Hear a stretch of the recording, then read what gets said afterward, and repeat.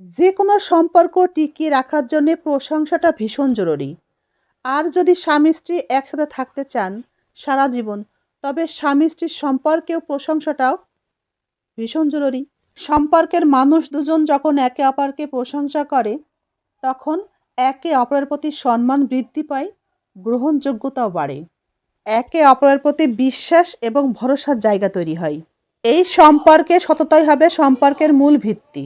তবে প্রশংসা হওয়া উচিত কোনো বিষয়ে সত্য প্রশংসা, বিষয়ভিত্তিক সত্য প্রশংসা।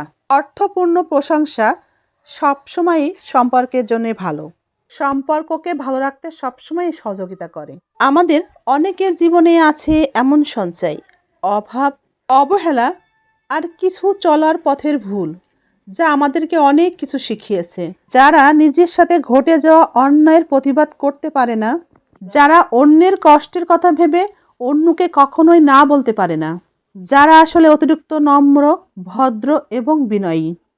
এই তিন ধরনের মানুষের কপালে দুঃখ তো থাকবেই।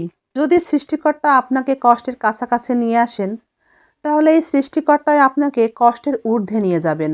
সুখী হতে চান? স্বার্থপররাই সব থেকে এই দুনিয়াতে সুখে থাকে। তাহলে স্বার্থপর হয়ে যান। নিজের ভালো অন্য কেউ কি ভাবে? নিজের ভালো নিজেকেই ভাবতে হয়। তাই নিজের ভালোর জন্য স্বার্থপর হতে হয়।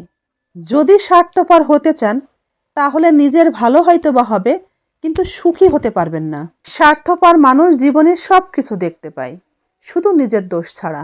অনেক নারী সংসার ছাড়ে, একথা ঠিক, যেমন আবার এটাও সত্য, সব নারী কিন্তু অভাবের কারণে স্বামী সংসার ছাড়ে না।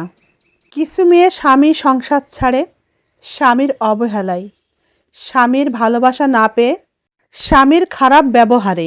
বিয়ে তো সবাই করে, কিন্তু একজন ভালো জীবনসঙ্গী কজন হতে পারে বলেন? পৃথিবীতে সব থেকে কষ্টে থাকে কোন মানুষটা জানেন?